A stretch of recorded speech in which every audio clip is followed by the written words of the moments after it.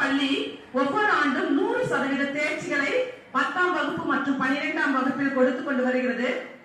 அநேக ஏற்கனவே சொன்னது போல மருத்துவ மாணவிகளில் பொறியியல் மாணவிகள் போன்ற பல்வேறு தொழில் உயர்கல்விகளை கொடுத்து வருகிற சிறப்புமிக்க பள்ளியாக விளங்கி வருகிறது.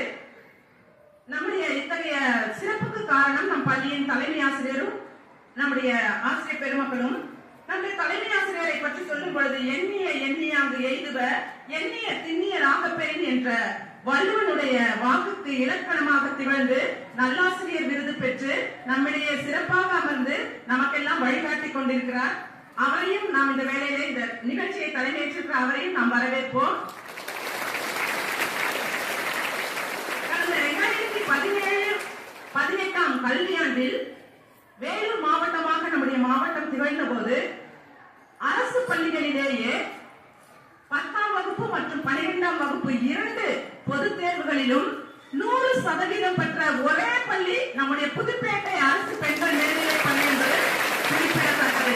இப்படி போன்ற பல சாதனைகளை நம் பள்ளி படைத்துள்ளது என்றால் உண்மையாகவே அது மிக பெருமைக்குரிய ஒரு விடயம்.